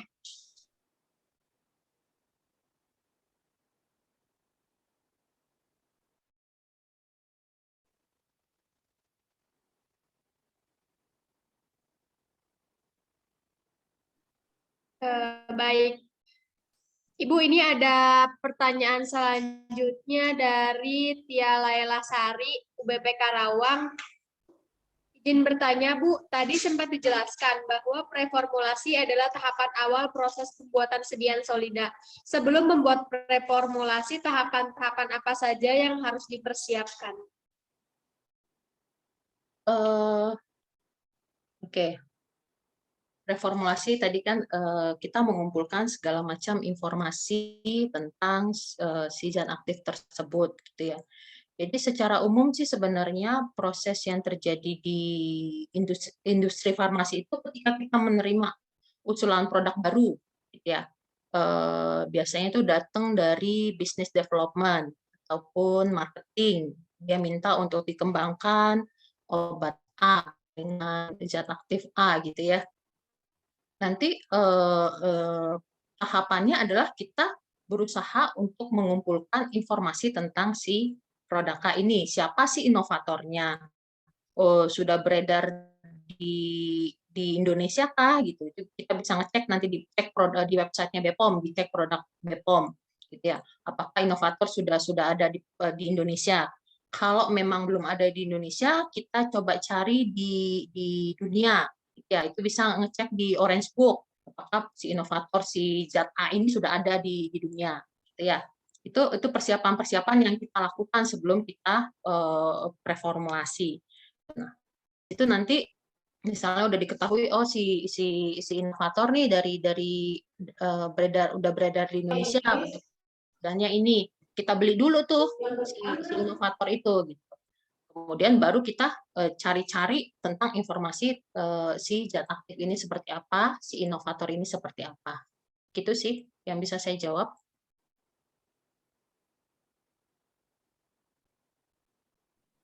Bagaimana Teh Tia, apakah sudah cukup dengan jawabannya?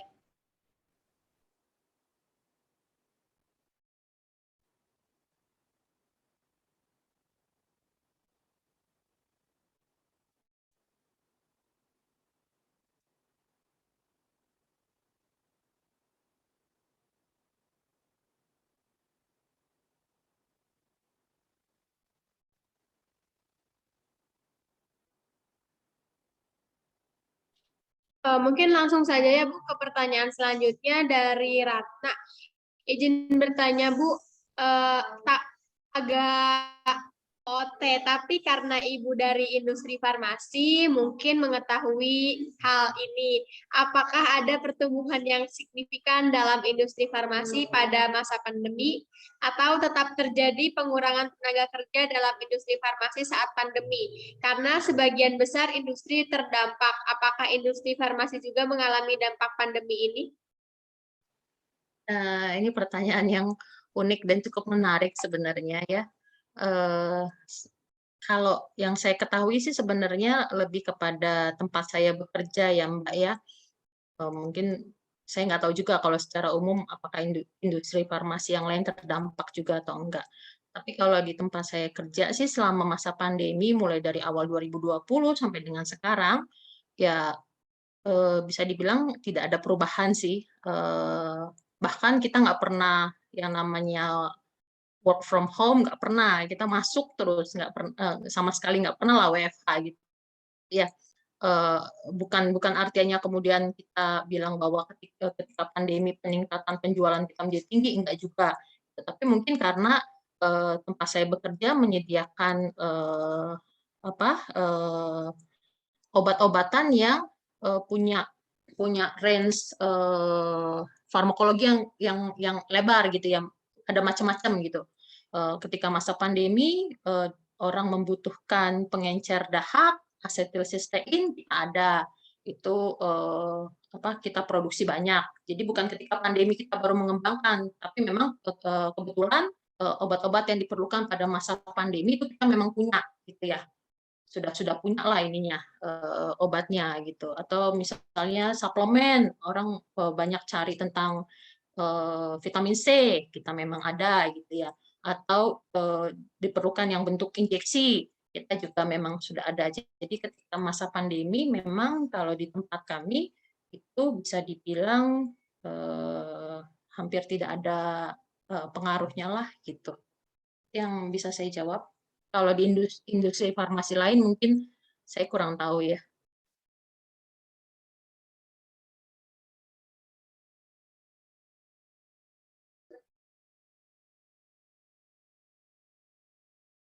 Bagaimana Teh Ratna, apakah sudah cukup dengan jawabannya?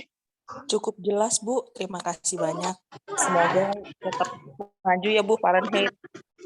Terima kasih, Mbak Ratna. Lagi ini kan. Boleh nggak?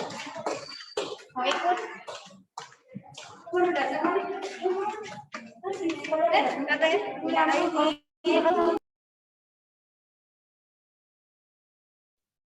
Mungkin ini pertanyaan yang terakhir ya Bu dari Kak Jen S. Misi izin bertanya Bu, apakah pernah terjadi pihak lain melakukan pelanggaran hak cipta terhadap produk perusahaan Ibu? Itu juga satu lagi pertanyaan yang unik dan sebenarnya tidak terkait dengan reformulasi. Tapi saya coba jawab ya. Mohon maaf suaranya boleh di-mute. Oke, saya coba jawab ya. Pelanggaran hak cipta mungkin terkait sama paten ya. Ya memang kalau di industri tempat saya bekerja memang kita sudah mulai apa-apa kita patenkan, inovasi apapun kita patenkan gitu ya. Pernah terjadi pihak lain melanggar hak cipta kita.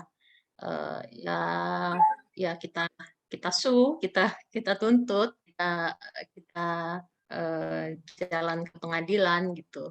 Kita buka bukti kita bahwa kita punya paten, dia buka proses dia seperti apa, pengadilan yang memutuskan. Itu yang bisa saya jawab, Mbak.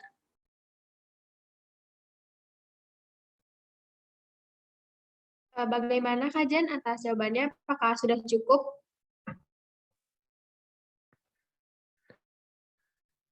Cukup jelas, Mbak. Terima kasih Bu Afriana. Sama-sama. Karena waktunya sudah habis untuk pematerian dan sesi diskusi. Terima kasih banyak Ibu. Sebelumnya izinkan saya untuk menyampaikan kesimpulan untuk pematerian perkembangan reformulasi sediaan solida di era disrupsi 4.0 ini. Baik seperti yang kita ketahui, reformulasi sediaan solida adalah tahap awal dalam rangkaian proses pembuatan sediaan solida yang berpusat pada sifat-sifat kimia zat aktif di mana dapat mempengaruhi kestabilan, keamanan, efikasi, dan penampilan obat. Nah, apa saja sih fokus penting dalam berreformulasi ini? Ada 7 diantaranya yaitu sifat fisik dan karakteristik dari zat aktif, kelarutan dari zat aktif, bentuk kristal atau polimorfisme zat aktif, higroskopis dari zat aktif, ukuran partikel dari zat aktif, pengaruh suhu, sifat alir, dan sifat alir gitu Bu. Nah, era disrupsi 4.0 ini adalah era revolusi industri farmasi era disrupsi 4.0 adalah era revolusi industri keempat yang ditandai dengan terobosan teknologi di sejumlah bidang seperti Internet of Things. Dalam era disrupsi ini terjadi inovasi dan perubahan secara masif meliputi keseluruhan aspek produksi dan industri dengan adanya teknologi digital dan penggunaan internet yang semakin masif. Terima kasih banyak kepada pemateri Ibu Apoteker Afriana Sarjana Farmasi. Mudah-mudahan apa yang kita dapat bermanfaat. Sebelumnya, saya Daila Arisuna Pondini selaku moderator pada kegiatan webinar kefarmasian kelas FM20A. Pamit undur diri, mohon maaf apabila terdapat kekurangan. Saya kembalikan kepada MC. Terima kasih banyak Ibu. Terima kasih Mbak, mohon maaf juga kalau ada yang salah atau yang kurang.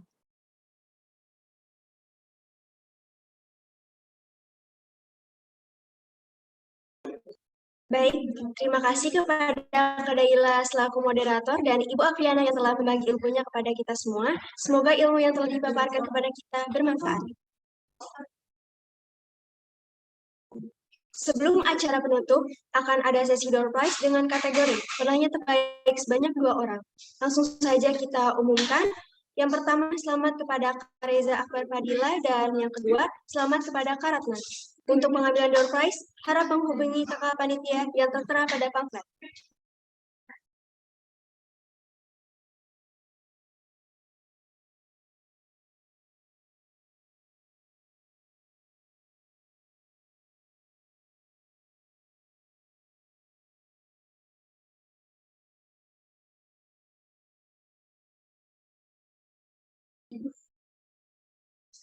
Terima kasih kepada para peserta webinar yang telah mengikuti acara webinar Fakultas Farmasi ini dari awal hingga akhir acara. Semoga bisa berjumpa kembali. Terima kasih kepada seluruh pihak yang telah membantu berjalannya acara ini. Kepada seluruh peserta, silakan untuk mengisi absen dan post-test yang telah kami sediakan. Link tersedia pada room chat.